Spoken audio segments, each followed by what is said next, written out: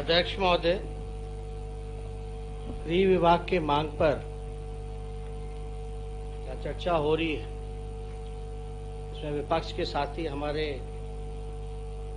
उन्होंने कटौती प्रस्ताव जो मूव किया है उसके समर्थन में हम बोलना चाहेंगे। गृह विभाग का है, जनरल एडमिनिस्ट्रेशन का है। बिहार में अगर देखा जाए महोदय तो लॉ एंड ऑर्डर नाम की कोई चीज नहीं रहेगी। हमने पहले भी कहा था, एक होता है गवर्नेंस, एक होता है गुड गवर्नेंस, लेकिन बिहार में कोई गवर्नेंस नाम की कोई चीज ही नहीं है। There is no governance. प्रतिदिन अखबार आप खोलते होंगे महोदय या टीवी चैनल खोलते होंगे तो कोई ऐसा जिला, ऐसा शहर नहीं होगा जहां आपको बलात्कार की खबरें, अपहरण की खबरें, हत्या की खबरें जैसी खबरों से पटा ना हो। अध्यक्ष महोदय, जब हम लोग छोटे थे तो हम लोग एक कहानी सुना करते थे। कई सदस्यों ने ये कहानी जो है सुना होगा। कहानी का नाम है महोदय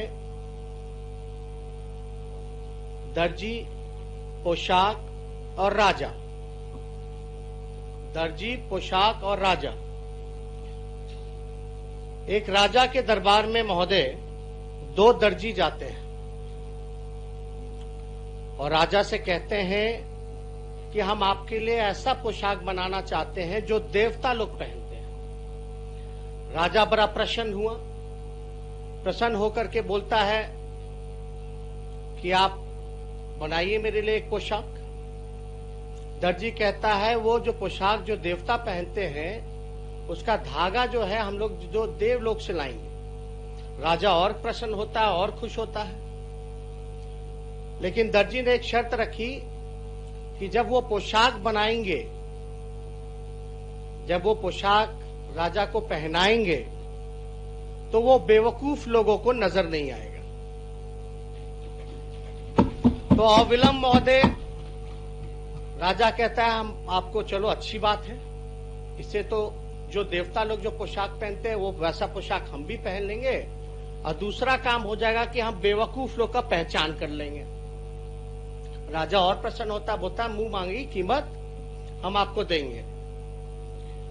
तुरंत काम पे लोग लग जाते हैं महोदय, दोनों दर्जी लग जाते हैं। बहुत दिन हो जाता है, कोई सूचना राजा को नहीं मिलती। राजा बेचैन होते कि क्या हो रहा है, पोशाक बन रहा है कि नहीं बन रहा। तो वो अपने दो मंत्रियों को दर्जी के पास भेजते हैं कि जाओ देख के आओ कि क्या काम चल रहा है, कैसा काम चल रहा है। तो दो मंत्री जाते हैं महोदय। दरवाजा खोलने से पहले दर्जी आपस में बातचीत करते हैं, उसकी आवाजें मंत्रियों को आती है। फिर मंत्री जी अंदर जाते हैं दोनों और देखते हैं कि दो दर्जी ऐसे ही हाथ पर मार रहा है। अब मंत्री को ख्याल आता, रे हमको तो नजर नहीं आ रहा, लेकिन नजर आ रहा नहीं बोलेंगे कि नहीं आ रहा तो हमको तो सब लोग बेवकूफ समझेगा। तो एक मंत्री बोलता है कि क्या काम कर रहे हैं, बहुत बढ़िया काम कर रहे हैं, ऐसा पोशाक तो बना ही नहीं है। तो दूसरा मंत्री भी उसी ख्याल में रहता है कि भाई हमको तो दिख नहीं रहा, ये मंत्री मेरे से ज्यादा होशियार है, बाहर जाके हमको बेवकूफ बोलेगा। तो दूसरा मंत्री बोलता है सही कह रहे हैं कि बहुत बढ़िया पोशाक बना है।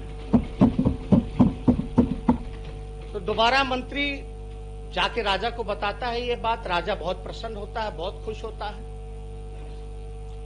राजा से इंतजार नहीं होता, राजा खुद जो है वो दर्जी के पास पहुंचता है और पोशाक देखने के समय उसको नजर नहीं आता। लेकिन राजा सोचता, रे मेरा मंत्री सब हमसे लगता है ज्यादा होशियार है, उसको नजर आ रहा है लेकिन हमको नजर नहीं आ रहा। तो राजा जो है चुपचाप रहता है, वो वापस आ जाता है। अब पोशाक बन करके तैयार हो गया। दोनों दर्जी जो है राजा को पोशाक पहनाने जाते हैं महोदय। अब पोशाक पहनाने के बाद पूरे नगर में राजा को जो है घुमाने का, घोड़े पर ढोल नगारा बना करके पहनाने का था महोदय। तो जब पोशाक पहनाया जाता है राजा को और घोड़े पे बैठाया जाता है, बाजा, ढिढोड़ा पीट करके जो है पूरे शहर में घुमाया जाता है, लेकिन कुछ लोग जो है चुप रहते हैं, बोलते नहीं है, क्योंकि उनके दिमाग में था कि हम बेवकूफ बन जाएंगे। तो असली कहानी यह है महोदय कि राजा जो है असल में नग्न बदन ही जो है वो घोड़े पे बैठ करके पूरा नगर घूम रहा था। तो मेरा कहने का मतलब इस कहानी से यह है कि कुछ लोग जो टीटीएम करते हैं, ताबड़तोड़ तेल मालिश करने वाले जो लोग हैं, वो उन लोगों को ही केवल बिहार में सुशासन नजर आ रहा। बिहार के 12-13 करोड़ लोगों को सुशासन पोशाक नजर नहीं आ रहा।